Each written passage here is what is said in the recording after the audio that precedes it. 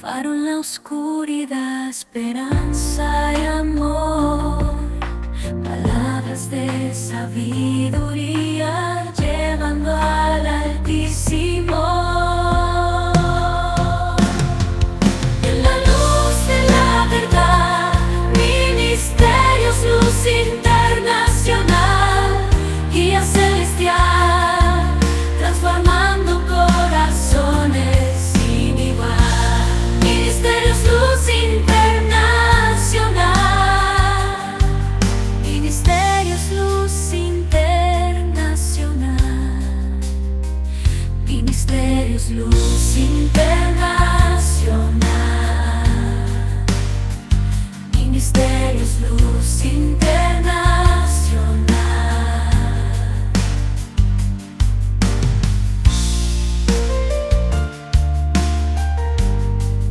Ministerios Luz Internacional.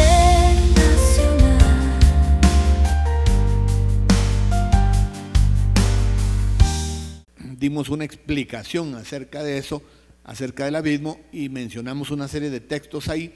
No los voy a repetir ni los voy a mencionar para que podamos avanzar, ir un poco más rápido. Entonces, si ustedes quieren saber más acerca del abismo, de lo que las Escrituras enseñan, porque estamos hablando de la realidad del tormento eterno, y una de las realidades del tormento eterno es el abismo. Entonces, lo que pueden hacer es que vayan a la parte número 4, a la enseñanza número 4. Hoy estamos iniciando la enseñanza número 5.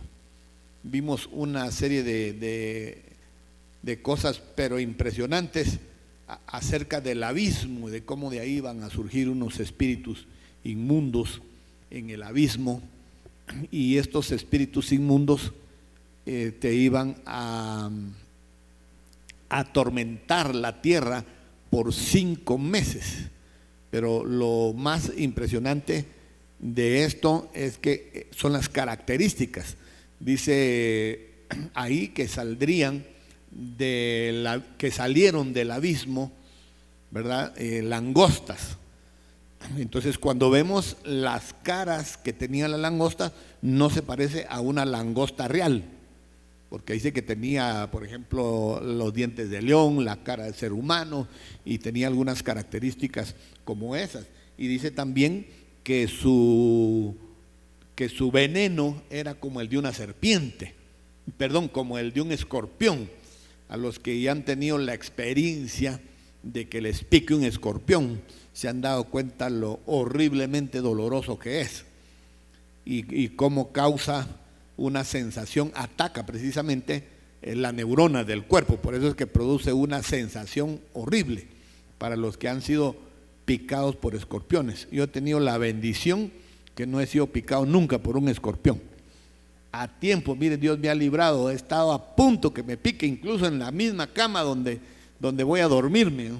Y al levantar las chamarras o al mover la almohada, y de repente ahí aparece el escorpión, ¿no? Dios me ha librado, lindísimo el Padre Celestial en ese sentido. Así es que no he tenido la experiencia, pero la he oído de personas que les han picado. Esos animales son muy comunes en la costa, ¿verdad? Y allá en la playa donde las casas son de palma, es un nido, pero nido de escorpiones, ¿verdad?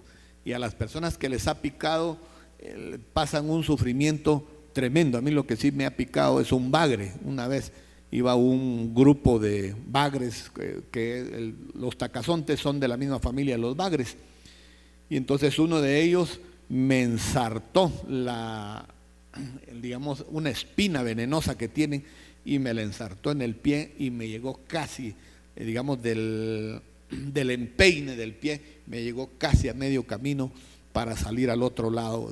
Más o menos calculo yo que se me enterró como una pulgada para abajo, si no, tal vez un poquito más. Agarró una vena de gran caudal que había ahí, y eran unos dolores pero espantosísimos. Yo sentía que me dolía todo el cuerpo, la pierna, no podía caminar, iba cojeando. Me fui a dormir, que es un mecanismo de defensa que tenía mi cuerpo, ¿verdad? Una experiencia tremenda. Entonces dice que estos seres malignos van a tener la característica de picar, que es más que todo el efecto que produce, ¿verdad? Dice que sería atormentar por 5 meses a la humanidad. Esto es en el famosamente conocido como el periodo de la gran tribulación. Había el periodo de la gran tribulación, está dividido en 2 periodos, no le voy a hablar sobre eso, solo así rapidito.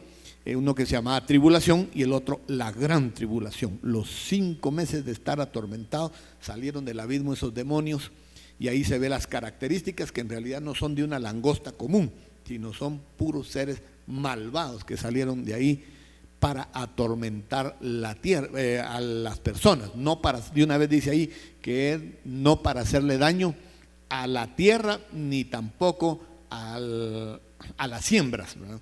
O sea, a las plantas, a la vegetación, sino es especialmente para atormentar al ser humano. Dejémoslo ahí. Y entonces hoy nos vamos a la parte número 5, vamos a hablar acerca de las tinieblas de afuera. Estamos ya en la parte número 5 y aquí vamos a aprender cosas muy interesantes. Voy a mencionarles el significado de la palabra tinieblas. La palabra tinieblas viene del griego chosech, así chosech. Y esa palabra choshech es una palabra que se refiere a la oscuridad y que tiene una connotación muy profunda también con respecto a un estado de confusión, una oscuridad profunda donde no hay luz, o sea, no va a existir ahí el conocimiento de Dios en la profundidad. Si ustedes ven constantemente que estamos estudiando y estudiando, cada vez estamos confirmando más que va a ser un lugar donde no va a haber conocimiento de Dios. Entonces ahí nadie va a tener tiempo de arrepentirse, nadie va a tener tiempo de pedir perdón, de enmendar su vida y tampoco de salir de ninguna especie de purgatorio. No hay purgatorio, solo existen 2 lugares, ¿verdad? O el tormento eterno, y en la Escritura se puede ver que el Padre Celestial siempre puso 2 estados, como quien dice positivo, negativo, nada más, ¿verdad? O son de Cristo o no son. Jesús dijo, el que no es conmigo, contra mí es. Y ustedes saben que hay pecados que son activos y pecados que son pasivos, cuando debimos haber hecho lo que debimos haber hecho y no lo hicimos. Es donde entra aquel pasaje que dice, pecado no es más que el que sabe hacer lo bueno y no lo hace. Entonces es un estado de oscuridad profundo, una situación de desolación, así de tan profundo es, tan oscuro es, un estado de desolación tal donde nadie se va a ver con otro, donde habrá un sufrimiento tan terrible que cada quien va a estar viendo por su propio sufrimiento. Y ya vamos a ver la forma en que van a entrar a este lugar terrible de oscuridad. En las Sagradas Escrituras, las tinieblas, o sea, oscuridad, simboliza a menudo la ausencia de Dios, la ignorancia espiritual, el resultado del pecado y la maldad. También define un lugar de sufrimiento extremo que no se ve, en la que no se ve nada de nada. O sea, no se va a poder ver absolutamente, por eso se llaman tinieblas, porque es tan oscuro que no se va a ver nadie con nadie. También puede representar la separación de Dios, la falta de la verdad o el conocimiento de la verdad y la falta de orientación espiritual. Las tinieblas en las Sagradas Escrituras son un símbolo poderoso que representa la condición espiritual de aquellos que están separados de Dios. Representa la condición espiritual, como quien dice, están separados de Dios, y ese es el resultado, que tienen ahí una separación tremenda de su relación con Dios. Y también significa vivir en la ignorancia, en el pecado y en la maldad. Muy bien, quiero que ustedes vean las tinieblas de afuera. ¿Qué significa las tinieblas de afuera? Porque dice las Sagradas Escrituras que serán lanzados a las tinieblas de afuera. Ya vamos a ver quiénes van a ser lanzados a las tinieblas de afuera, pero quiero que veamos esto de lo que significa las tinieblas de afuera. Las tinieblas de afuera es un lugar confinado, separado, alejado de toda posibilidad de arrepentimiento, alejado de toda bendición y de las promesas que el Altísimo dio de disfrutar la vida eternamente a su lado, para los que le aman y obedecen sus mandamientos. Es un lugar separado, fíjense bien eso, es un lugar que está separado, que está fuera del alcance de toda bendición y bienestar eterno. Un lugar de confinamiento, como he mencionado yo, que es una cárcel. Un lugar de sufrimiento terrible que no tiene comparación ni fin. Es un sufrimiento que no tiene comparación ni fin tampoco. Observen que esto es bien interesante, porque uno cuando habla acerca del tormento eterno ni se imagina. Muchas veces no le presta atención a esta situación. Entonces, no hay comparación ni fin, en la que no hay cómo enmendar esta lamentable situación, en donde el que va a parar a ese lugar espantoso no dejará de sufrir, ni dejará de lamentar haberse equivocado por la vida que llevó. Habrá, y escuchen esto, un lloro interminable. Y los condenados crujirán los dientes por la inmensidad del dolor que tendrán en ese lugar de tinieblas, en donde no podrán verse con otras personas que estarán en su misma condición. No podrán verse, se van a ir al abismo, y entre uno y otro que también están en la misma condición de oscuridad de la palabra de Dios, la oscuridad de Dios, ¿verdad? No tienen esa oportunidad ya de hablar ni pensar nada en lo relacionado a Dios. Entonces habrán otros que estarán en la misma situación. Ahora viene la palabra interesante, y ya vamos a entrar a las escrituras. ¿Quiénes van a parar a este lugar? Quiero que ustedes observen. Vamos a ir a Mateo capítulo 8, versículos del 5 al 13. Mateo 8 del 5 al 13, presten atención, porque hay cosas muy interesantes que averiguar ahí acerca de la razón del por qué son echados a las tinieblas de afuera y lo que hay en las tinieblas de afuera. ¿Por qué se le llama de afuera? Ya dijimos, es porque está separado e imposibilitado, aislado de toda posibilidad de bendición. Entonces vamos a Mateo 8:5. Dice las Sagradas Escrituras: entrando Jesús en Capernaum, vino a él un centurión rogándole y diciéndole: Señor, mi criado está postrado en casa, paralítico, gravemente atormentado. Está hablando de un centurión, alguien que no era judío. Observen esto, alguien que no era judío, no se consideraba él del linaje del reino de Dios, del linaje de los hijos de Dios. Él no se consideraba. Y entonces, acuérdense ustedes, fue donde Jesús y le dice que su criado estaba paralítico, gravemente atormentado. Jesús le dijo: yo iré y le sanaré. Entonces el centurión respondió y le dijo: Rabí, que quiere decir Señor, Maestro, Adonai, no soy digno de que entres bajo mi techo, solamente di la palabra y mi criado sanará. Porque también yo soy hombre bajo autoridad. Quiero que ustedes le presten atención a las palabras de este hombre. Son aparentemente sencillas, sinceras, pero de gran profundo significado y contenido. Y tengo bajo mis órdenes soldados, y digo a este: ve y va, y al otro: ven y viene, y a mi siervo: haz esto, y lo hace. Al oírlo Jesús se maravilló y dijo a los que le seguían: de cierto os digo que ni aún en Israel he hallado tanta fe. Y os digo que vendrán muchos del oriente y del occidente y se sentarán con Abraham e Isaac y Jacob en el reino de los cielos. Pero quiero que ustedes observen el 10, ahí está el énfasis.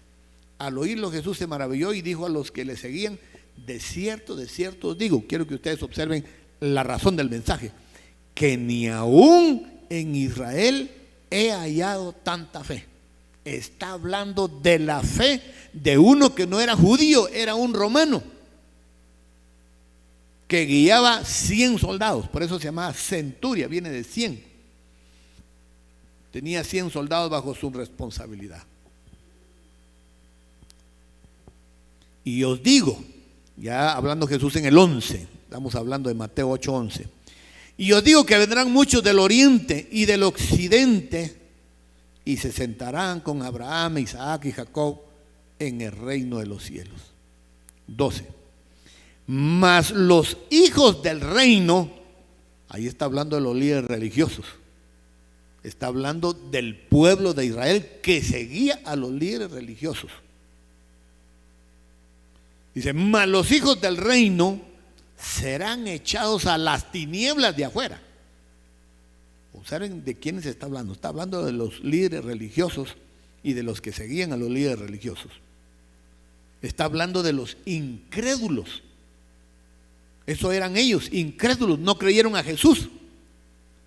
Por lo tanto, esta sentencia es para ellos.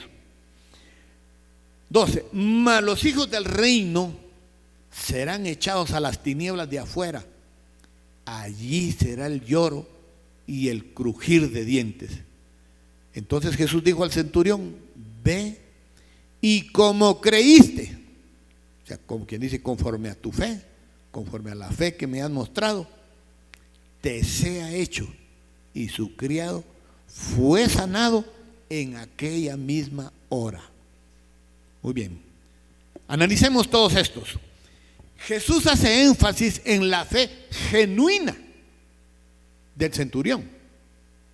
Él alaba esa fe sencilla, pero con un significado tan profundo, al extremo que el hombre le dice: mira, yo soy alguien importante dentro de la milicia, y si yo llamo a mis soldados y le digo ve, él va, y si le digo que venga, viene, y si le digo que haga tal cosa, la hace. Pero en el caso tuyo, tú eres el Señor.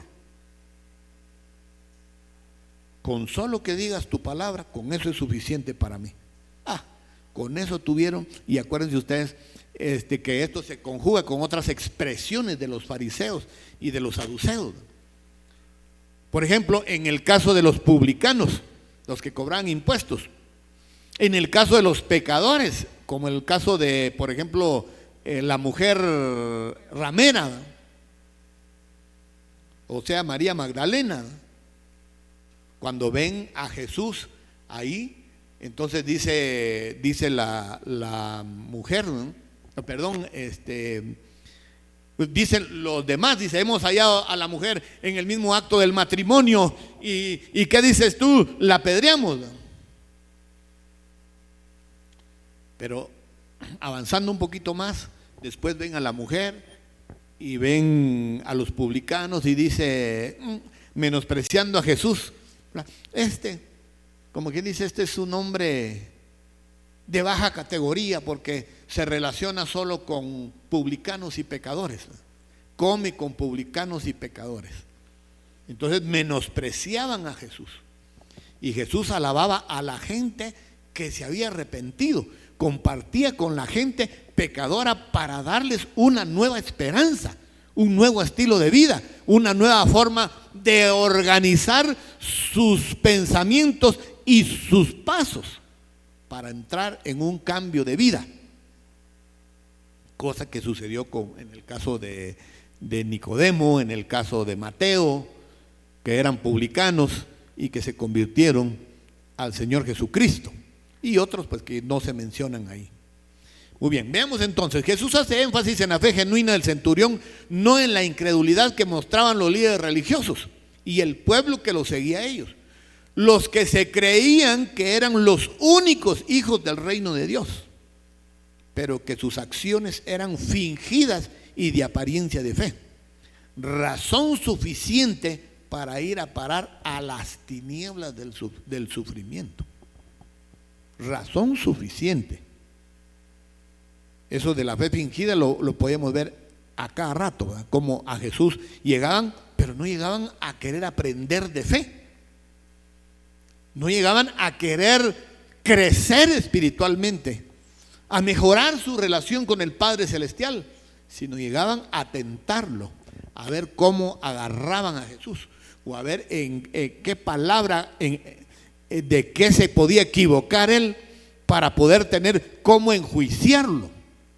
Lo quisieron matar en varias ocasiones, lo quisieron apresar, no pudieron hasta que Jesús dijo que había llegado el día en que los gentiles iban a tomar autoridad sobre él. Muy bien, entonces el énfasis en Mateo 8:12, mas los hijos del reino. Observen ustedes. Por eso dice las Sagradas Escrituras, a lo suyo vino, a los hijos del reino, y los suyos no le recibieron. Mas a todos los recibieron. Ahí entre la colada está este centurión. Mas a todos los que le recibieron, y escuchen esa palabra, a los que creen en su nombre. Y eso hizo el centurión. Creer en Jesús, creer en su poder, creer en su autoridad, creer en su salvación, y que él tenía la capacidad de poder restaurar a su criado. Otra de las cosas, el amor que ese hombre estaba mostrando a su empleado, ese cariño, esa compasión que estaba mostrando a su empleado. Ese empleado había sido indudablemente un criado sobresaliente, para que este hombre perdiera la vergüenza y perdiera toda limitación, en el sentido, por ejemplo, que él era un romano, ¿eh? Y meterse entre los judíos y llegar a Jesús sin ninguna vergüenza, sin ninguna cosa, pedir por su siervo. No, ese siervo realmente era un tipazo, por la cual él lo apreciaba grandemente, y era capaz precisamente el amo hasta de luchar por él, por su bienestar, ¿no? Muy bien, vamos a ir ahora a Mateo 22:13. Mateo 22:13. Vamos a ver las Sagradas Escrituras en Mateo 22:13.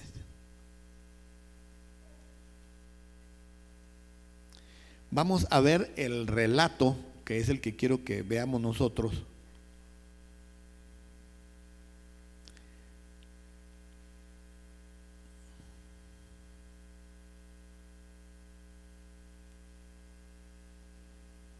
Este es el relato que quiero que veamos. Mateo capítulo 22. Ahora vamos a ver los versículos. Ahorita les voy a mencionar a ustedes. Vamos a ver los versículos. Aquí está.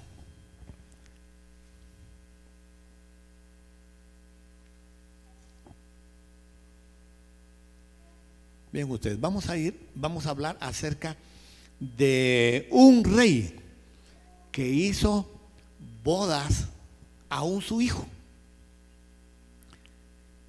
Y él mandó a traer a los que eran de la categoría, digamos, como para entrar a ese lugar. Y ellos no llegaron. Pusieron pretextos ahí. Veamos el relato. Mateo 22:1 en adelante. Respondiendo Jesús les volvió a hablar en parábolas diciendo: el reino de los cielos es semejante a un rey que hizo fiesta. Acuérdense que la parábola es una comparación, está haciendo una comparación de las actitudes de algunos y el resultado. Dice: y envió a sus siervos a llamar a los convidados a las bodas. Acuérdense, un rey que hizo fiesta de bodas a su hijo. 3. Dice: envió a sus siervos a llamar a los convidados a las bodas, mas estos no quisieron venir. 4. Volvió otra vez a enviar otros siervos diciendo: decid a los convidados, he aquí, he preparado.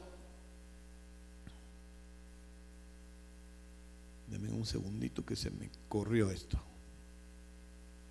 Ahí está.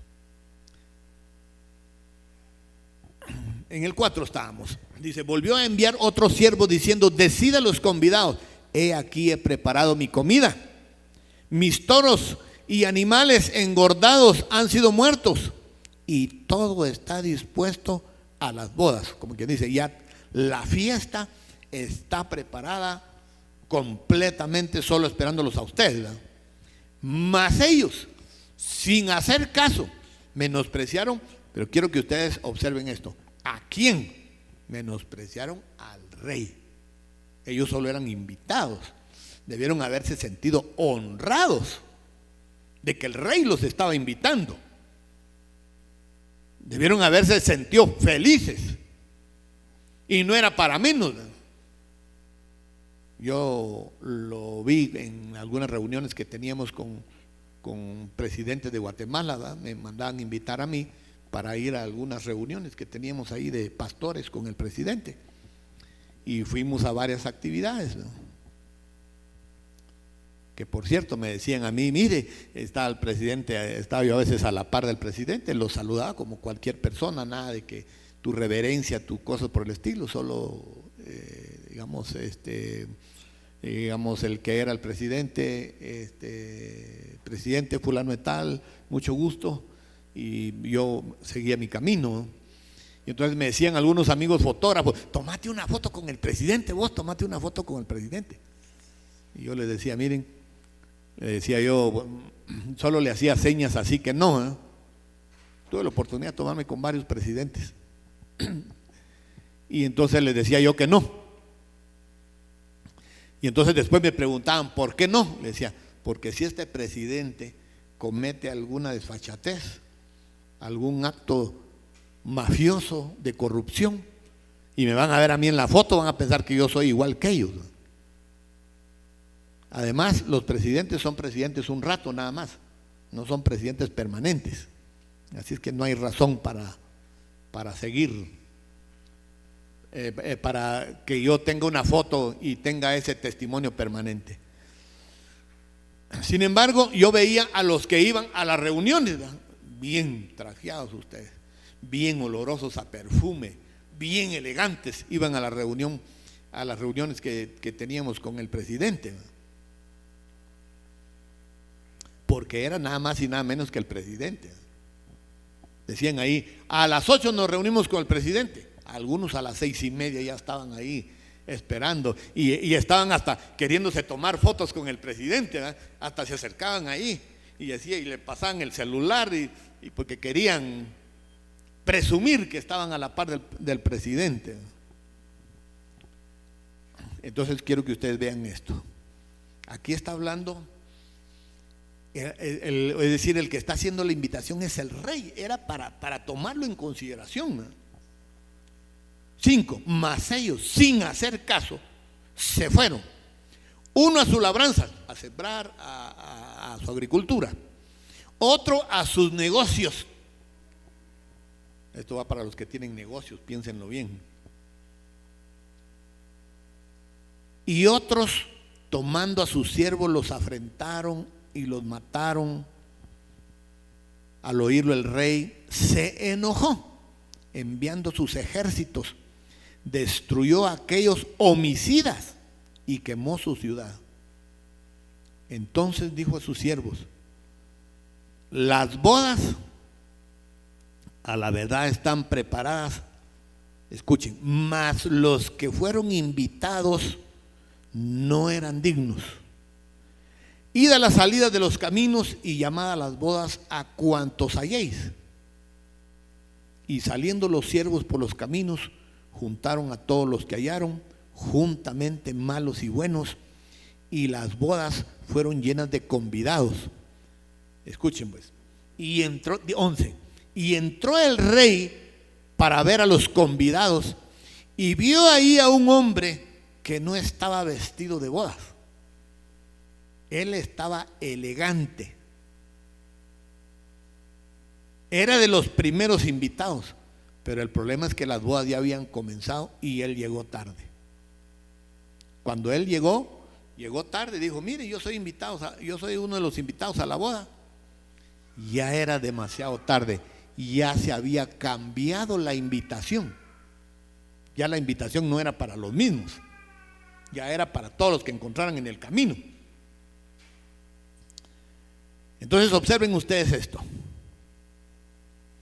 Entonces vio ahí un hombre que estaba vestido de bodas, 12, y le dijo, amigo, ¿cómo entraste aquí sin estar vestido de bodas? Mas él enmudeció. Entonces el rey dijo a los que le servían, observen lo que significa y váyanle prestando atención porque esto es más serio de lo que uno se imagina, a los que llegan tarde. Préstenle atención a esto. No estoy hablando de llegar tarde a la iglesia, sino llegar tarde al llamado de Dios. Cuando Dios llama, este es el tiempo.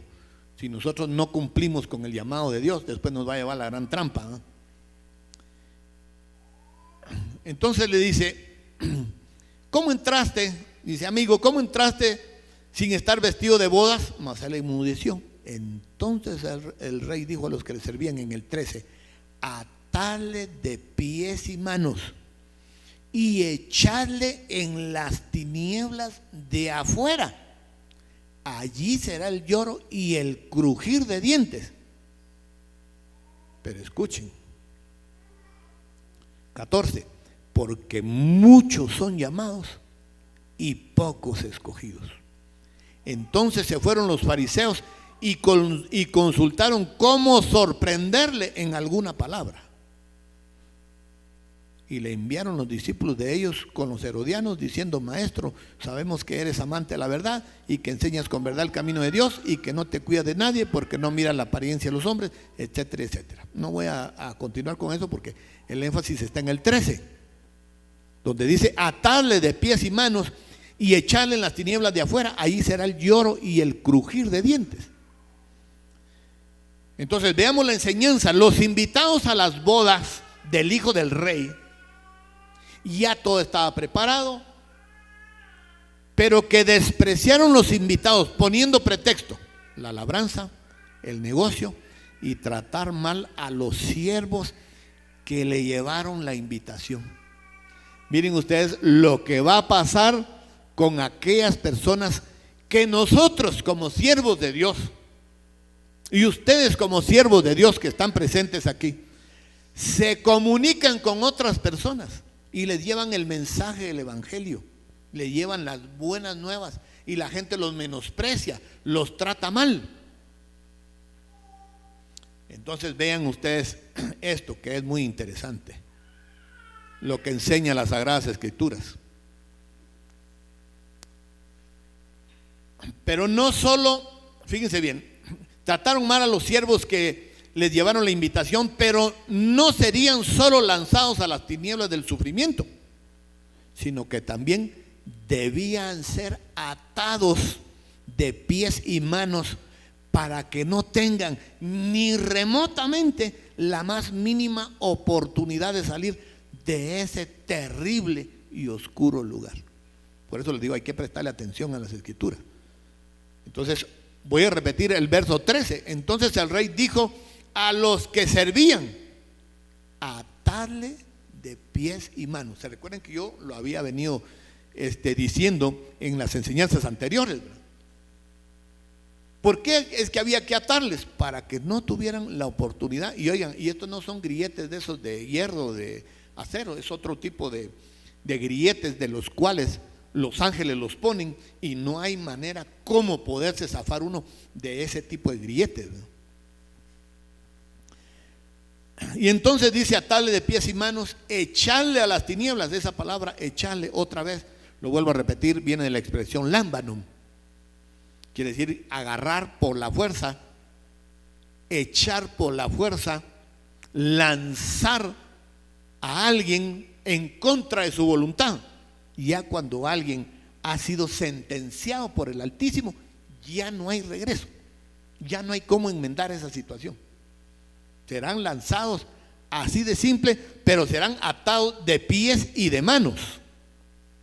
Vean ustedes otro ejemplo interesante, Mateo 25, del 24 en adelante. Búsquenlo ahí en sus Sagradas Escrituras, porque está interesantísimo esto.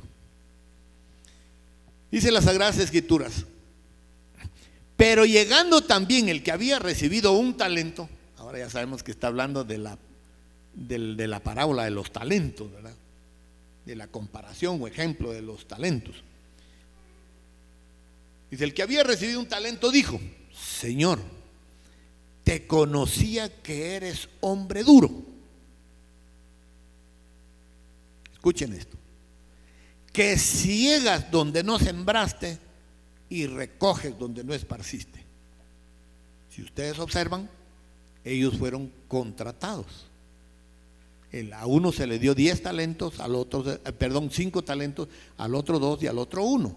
El de 5 multiplicó 5, el de 2 multiplicó 2 y el de 1, aunque no se le dio mayor cosa, pero que tenía la capacidad de poder multiplicarlo, y a cada uno se le dio según su capacidad. Este de 1 no tenía capacidad como para que se le diera 5, ¿no? Si con 1 se paseó en todo, imagínense ustedes con 5. Se pasea a la quinta potencia en lo mismo, ¿no? Entonces vean ustedes, 25, por lo cual tuve miedo y fui y escondí tu talento en la tierra que tienes, dice, en la tierra voy a repetir esa partecita. Por lo cual tuve miedo y fui y escondí tu talento en la tierra. Aquí tienes lo que es tuyo. Respondiendo, dijo su señor: siervo malo. Oigan las palabras que usa: siervo malo y negligente. ¿Sabías que ciego donde no sembré y que recojo donde no esparcí? Ahora pongan atención ustedes a esto. Si a ustedes lo contratan, por ejemplo, como campesino para labrar la tierra y le van a pagar por eso, entonces la responsabilidad de uno es trabajar, para eso se le está pagando. Si ustedes contratan a un trabajador, trabajadora, se supone que es para que haga bien su trabajo, para que trabaje.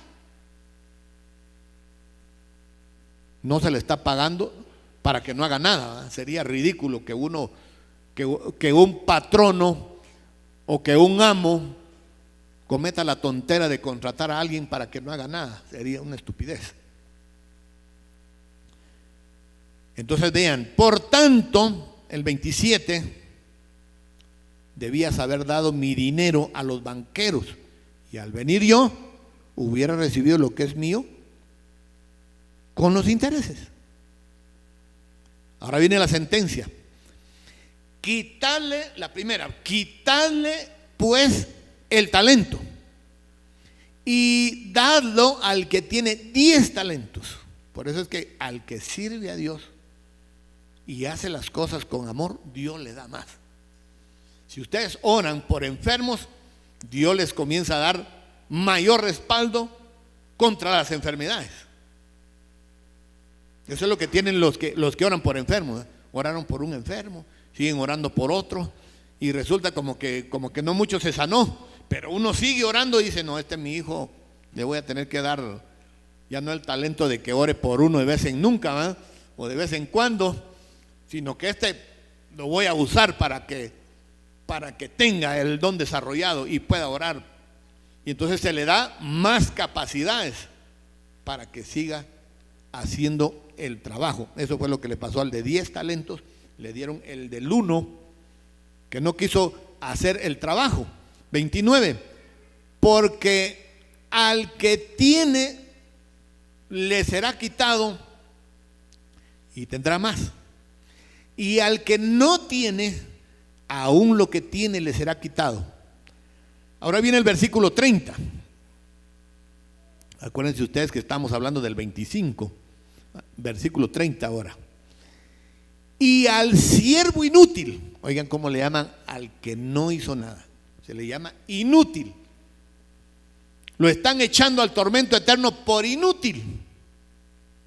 Tengamos cuidado, seamos productivos en la obra de Dios, pues si no vamos a ser echados por inútiles, por no hacer nada. Tenemos que involucrarnos en el reino de Dios, en la obra de Dios y hacer algo.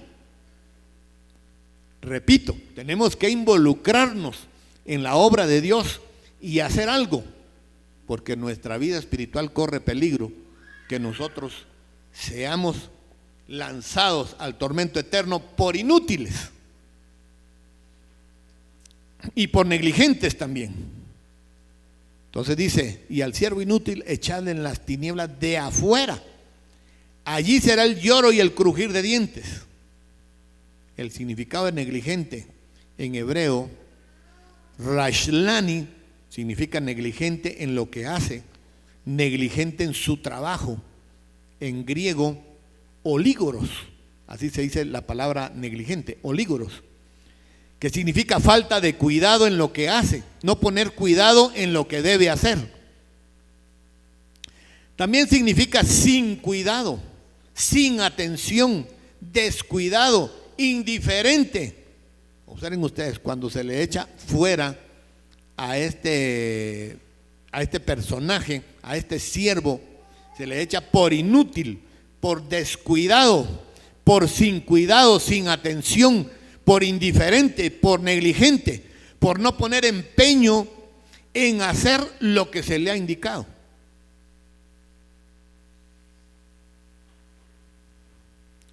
En las Sagradas Escrituras, la negligencia se refiere a la falta de cuidado o atención en el cumplimiento de deberes o responsabilidades.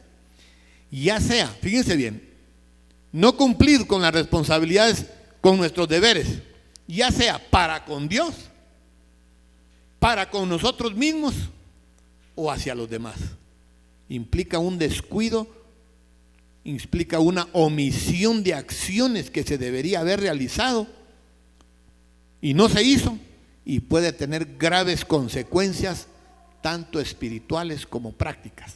Ese es el significado en las Sagradas Escrituras acerca de esta partecita, de esta palabrita que se llama negligencia. Entonces, a este que es arrojado en el 30 a las tinieblas de afuera, y no solo eso, vean lo que hay en las tinieblas de afuera. Lo vimos en los versículos anteriores. Dice, ahí será el lloro. Es un lugar de lágrimas. Es un lugar de lamento. Es un lugar de tormento. Yo tuve la oportunidad de ver a un amigo mío, pastor, que no voy a mencionar el nombre porque es un amigo conocido. A él le dio una enfermedad que se llamaba cisticercosis, el famoso gusano de cerdo, ¿eh? Que se mete al cerebro y comienza a carcomer el cerebro.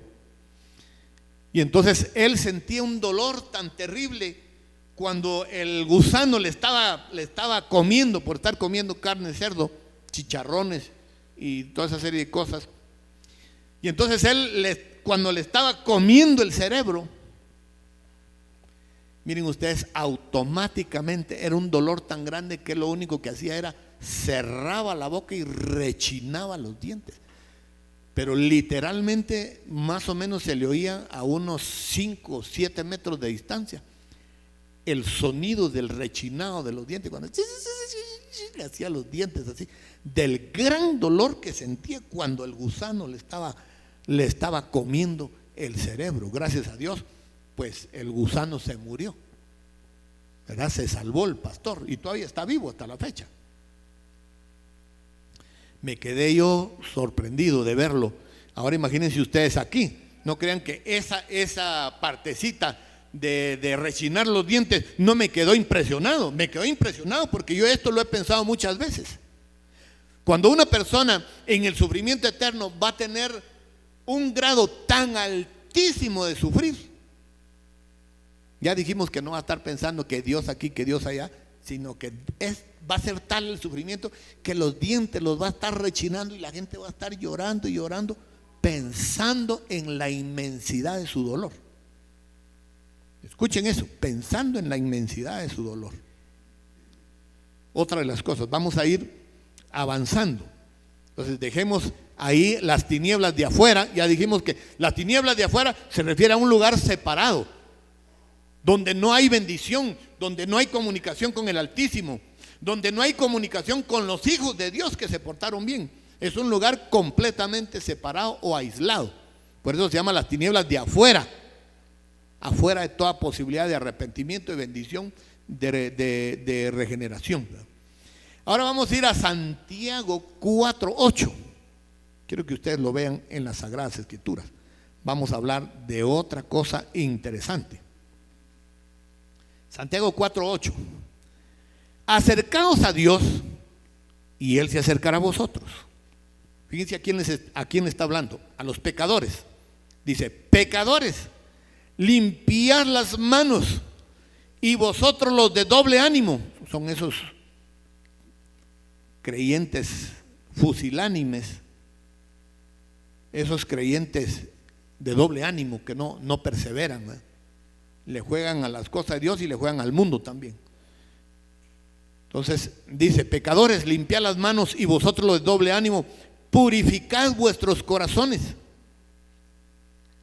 Les está pidiendo a los pecadores que se arrepientan. Oiga, afligíos y lamentad y llorad. Ahora oigan, si no lo hacen, es lo que quiere decir ahorita, vuestra risa se convertirá en lloro y vuestro gozo en tristeza. Estamos hablando ahora el lugar donde la risa se convertirá en lloro y el gozo en tristeza. Esos que iban a las fiestas, ¿verdad? Todo ese montón de parrandas, discos y todo eso, y ja, ja, ja, ja, y tomaban licor, se drogaban y todo, y ja, ja, ja, ja, ja, y parecía que todo les iba bien, ¿no? Y que no les pasaba nada. Robaban y se sentían felices de robar, mentían, se sentían felices de mentir, adulteraban, se sentían felices de adulterar. Su risa se convertirá en lloro y su gozo en tristeza. Entonces, en la condenación es lo que estábamos viendo hace un instante, ¿verdad? Serán lanzados afuera, donde será el lloro y el crujir de dientes. Pero ya con este texto le agregamos otra cosa más. No solo habrá lloro, sino habrá tristeza en ese lugar, lamentando uno haber caído en esa desgracia, ustedes, del tormento eterno, lamentando uno. Pero ¿saben qué es lo más triste de eso? Ya no hay posibilidad de regresar. Eso va a ser lo que más los va a atormentar. ¿Cómo no me arrepentí? ¿Cómo no me arrepentí? Pero ya nunca tendrán la oportunidad. Vamos a ver otras cosas ahora. Ahora vamos a ver el castigo eterno, otro de los aspectos. Vamos ya por el 11, imagínense usted, sobre lo que va a haber en la eternidad. O sea, me refiero yo en el tormento eterno, lo que va a haber en el tormento eterno, o la realidad sobre el tormento eterno. Estamos en la parte número 5. Ahora vamos a ver sobre el castigo eterno.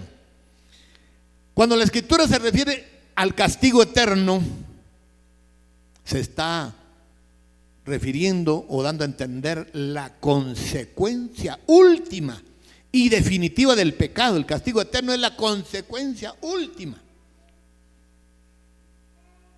del resultado del pecado mismo.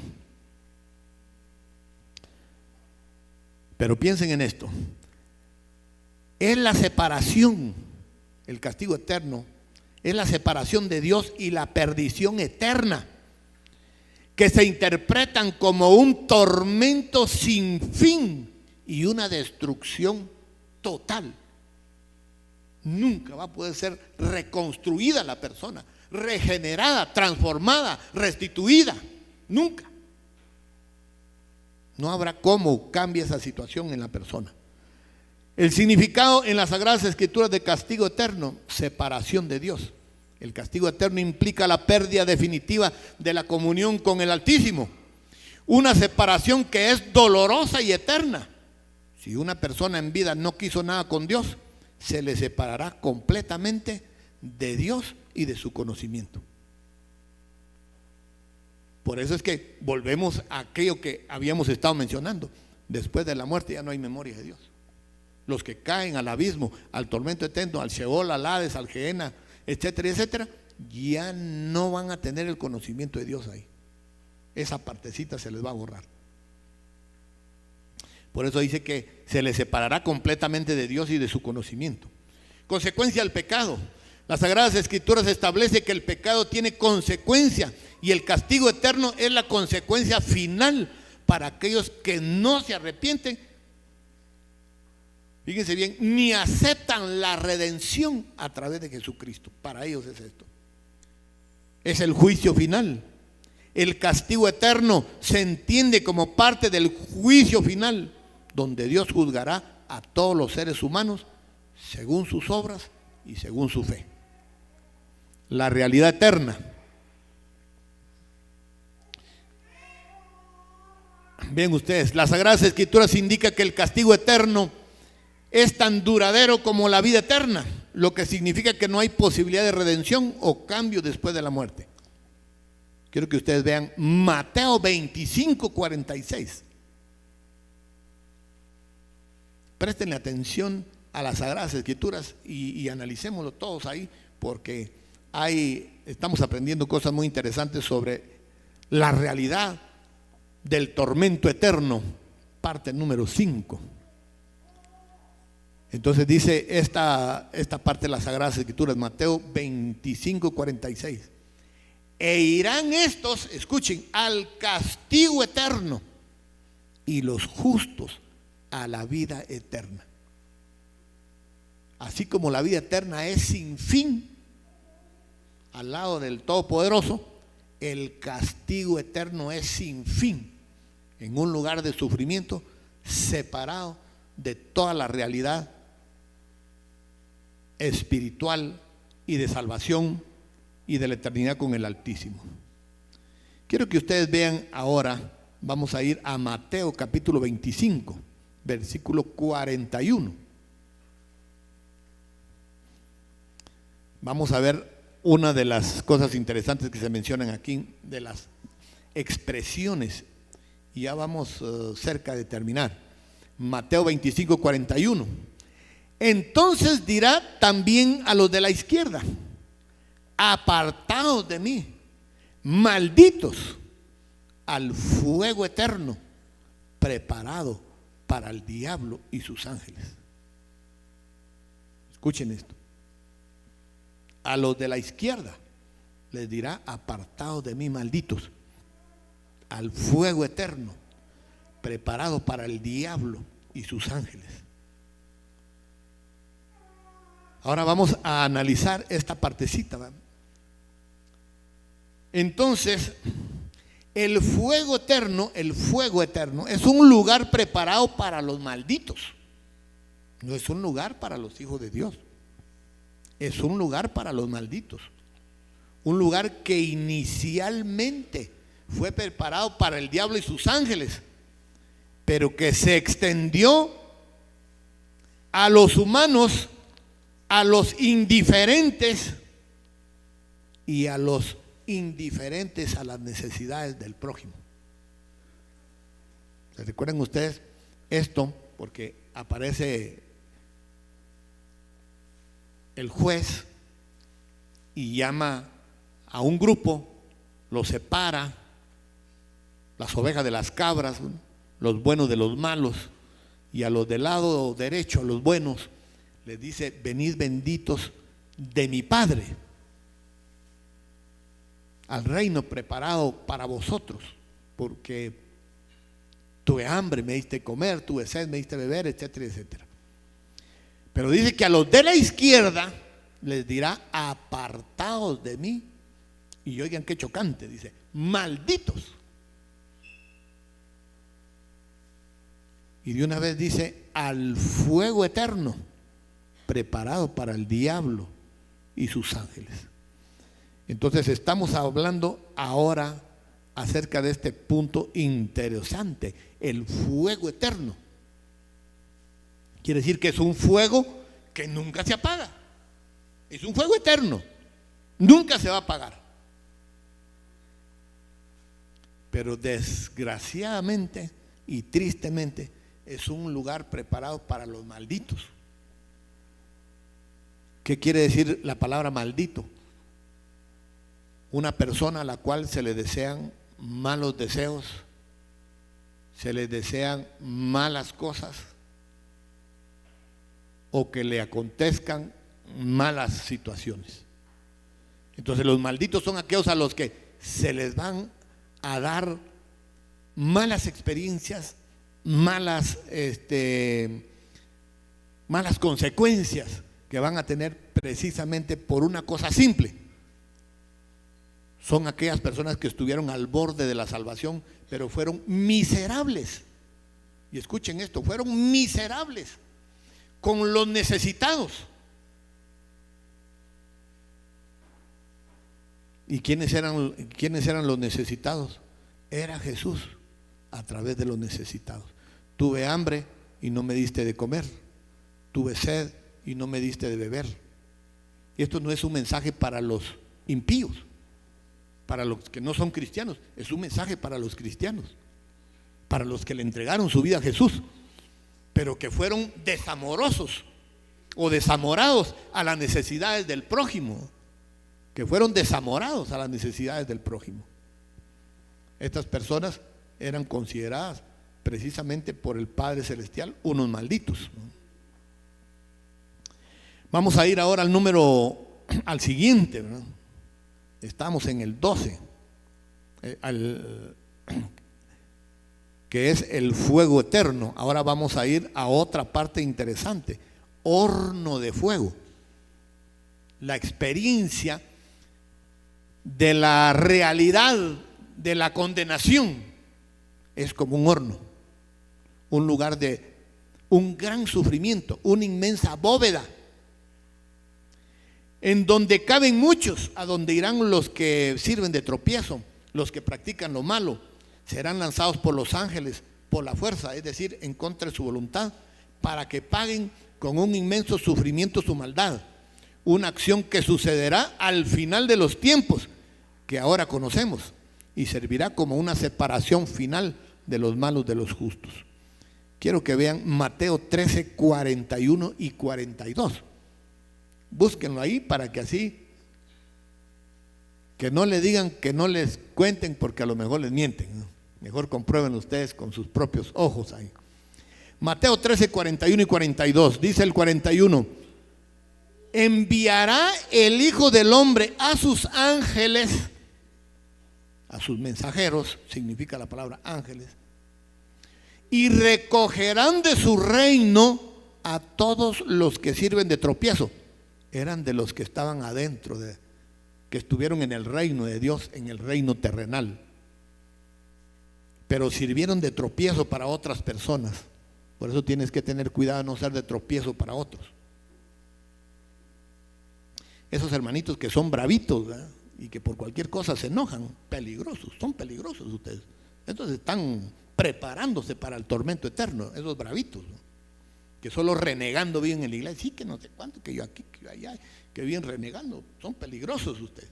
Estos ya está reservado su lugar aquí, porque dice que recogerán a todos los que sirven de tropiezo, ellos estaban adentro, y a todos los que hacen iniquidad, estos que pecan en escondida y que nadie los mira, pero siguen viniendo a la iglesia, ¿no? 42. Y los echarán en el horno de fuego. Allí será el lloro y el crujir de dientes. O sea, será el lloro y el crujir de dientes. Será un horno, una inmensa bóveda, donde van a caber todos los malos. Ya les mencioné que nada le cuesta al Padre Celestial, con tantas almas que hay, hacer un MP6, ¿verdad? Un MP3, sí, hay un montón de canciones. Si uno las pone a grabar una por una, las canciones en el tiempo real de las canciones, ustedes, Dios mío, un disco se llena con poquitas canciones. Pero en un MP3 le caben cientos o miles de canciones en apenas unos pocos gigas, ¿no? Entonces al Padre Celestial nada le cuesta hacer un MP6, ¿verdad? O un MP666, ¿verdad? Número de hombre, ¿verdad? Y eso de agarrar a todas las almas de los pecadores, meterlas en una memoria chiquita, en un hornito. Y en ese horno van a caber todos. Nada le cuesta al Padre Celestial. Si el ser humano ha hecho estas cositas, ay Dios, el Padre Celestial, ¿qué no hará? Que nosotros desconocemos. Entonces vean ustedes, Mateo 13:21, ¿verdad? En el 13:41, pero estamos en el 42, los echarán en el horno de fuego, ahí será el lloro y el crujir de dientes. Ahora vean Mateo 13:47. Mateo 13:47 dice las Sagradas Escrituras: asimismo, el reino de los cielos es semejante a una red. Observen quiénes van a ser echados al horno de fuego, que echada en el mar recoge a toda clase de peces, y una vez llena lo sacan a la orilla, y sentados recogen, oigan, lo bueno en cestas y lo malo echan fuera. Quiero que ustedes observen, eran peces, fueron agarrados en la red, pero no se compusieron, eran malos peces. El 49, estábamos en el 48, ¿no? Ahora estamos en Mateo 13, 49 y 50, dice: así será el fin del siglo. Saldrán los ángeles y apartarán a los malos de entre los justos. Oigan, y los echarán en el horno de fuego. Allí será el lloro y el crujir de dientes. ¿Quiénes se van ahí? Los malos peces. Por eso es que la parábola de la pesca, ¿verdad? De la pesca, y termino con esto, porque yo me emociono y después ya no termino. Porque lo que me encanta a mí es no terminar, hombre. Me encanta enseñar y enseñar y enseñar. Pero ni modo. Ustedes tienen que ir a comer.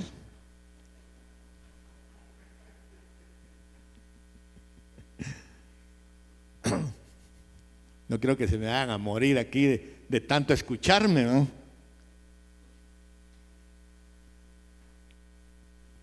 Entonces vean ustedes esto. Yo lo he visto allá en la costa. He ido a ver cómo se llama despescar, le dicen los pescadores cuando fueron a tirar los trasmayos a las profundidades del mar, ¿verdad? De a kilómetro, y a veces van a tirar hasta 5 kilómetros de largo, ¿no? Se van las mallas en una lancha, ¿verdad? Y las van soltando los trasmayos, ¿verdad? Y se van. Después de un cierto número de horas, a veces 2 horas, 6 horas, depende de la prisa que tenga el pescador. Entonces comienza a retroceder la lancha, el puntero, digamos, el motorista comienza a retroceder la lancha, y van los que van ahí en la lancha van recogiendo la red, ¿verdad? Y las van echando ahí con todo y peces y con toda clase de peces. Pero he observado yo unos peces horribles, paches, que tienen cara de monstruos esos peces. Cuando llega el momento de despescar, quiere decir sacarlos de la red para meterlos al recipiente donde los meten, a las hieleras que tienen ahí. Las hieleras precisamente se le llaman hieleras porque llevan hielo. Es para que no se descompongan los pescados que agarraron, ¿no? Y entonces vienen y todo lo bueno lo van echando en las hieleras, ¿verdad? Pero cuando miran un pescado espantoso o algún animal así horrible, o basura o lo que sea, la sacan y lo tiran afuera de la red. Eso no lo echan donde están los buenos pescados, los que van a vender para que se puedan comer o que saben que se van a comer. Entonces, el ejemplo que me tiene aquí es de una red que se echa y ahí salen buenos peces y malos peces. En la iglesia siempre van a haber buenos creyentes y malos creyentes. La reflexión es que no seas tú uno de los malos creyentes, porque eso sí sería el colmo, habiendo estado tan cerca, tan inmensamente cerca del conocimiento de Dios, y por ser un mal pez tener que ser echado en el tormento eterno, en el horno.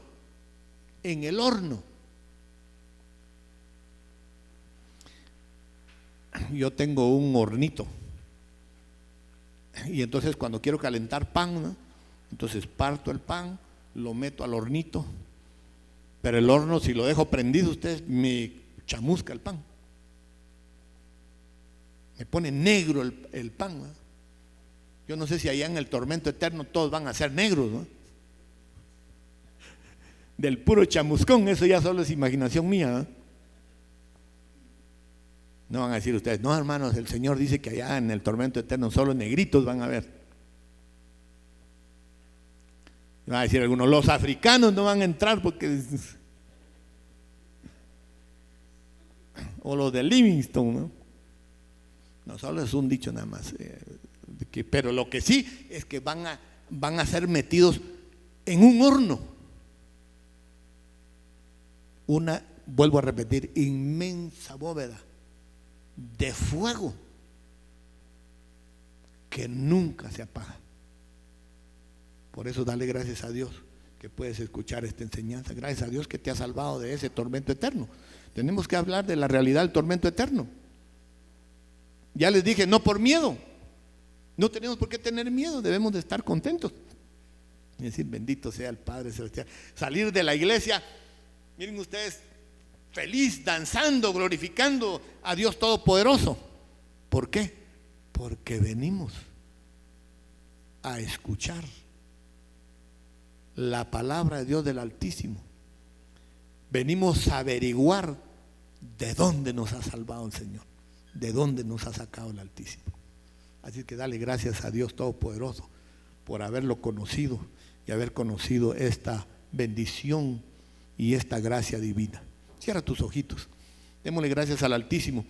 Para el que no se ha acercado a las cosas de Dios o lleva una vida tibia o una vida religiosa, ya vimos el mensaje para los religiosos. ¿Cómo es? Tremendo mensaje, duro contra los religiosos. No te vuelvas un religioso sin conversión. Obedece los mandamientos de Dios, eso es lo que el Padre Celestial quiere. Soberano y lindo Padre, te damos honra, gloria, alabanza, exaltación por esta oportunidad que nos das, por aprender todas estas cosas, por habernos librado del tormento eterno, habernos, Padre Santísimo, sacado, Señor, de esa condenación donde no teníamos ninguna posibilidad de salir, de esa oscuridad terrible. Nuestros medios no hubieran sido posibles que nosotros hubiéramos salido de ese abismo de oscuridad donde vivíamos. Sin embargo, Padre Santísimo, tú nos abriste la oportunidad del reino. Padre Santo,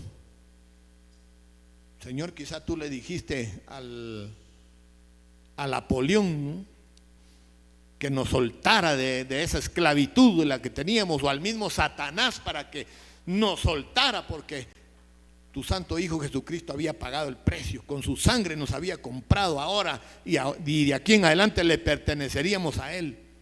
Padre, gracias por pertenecerte a ti, por el sacrificio y la sangre de tu Santo Hijo Jesucristo, que nos ha comprado, que nos ha limpiado, nos ha santificado, nos ha hecho para ti reyes y sacerdotes, y contigo reinaremos eternamente. Gracias por esa bendición, Padre, sin haberlo merecido, aquí estamos, felices y contentos en esta nueva experiencia. Sea tu santo nombre bendecido, bendice a cada uno de los que están presentes, los que están en los medios también, dale salvación al que no la tiene. Dale regeneración al que no la tiene, dale transformación al que no la tiene, que lo puedas atraer a tu camino, a tu sendero, a tu reino, Padre, y pueda ser un creyente ejemplar, Señor, digno representante de tu santo nombre aquí en la tierra. Seas tú exaltado, Padre. Bendice a cada uno en el glorioso y maravilloso nombre de nuestro Señor Jesucristo. Te damos la honra y la gloria. Solo te pedimos de corazón que nos des fuerza para seguir adelante.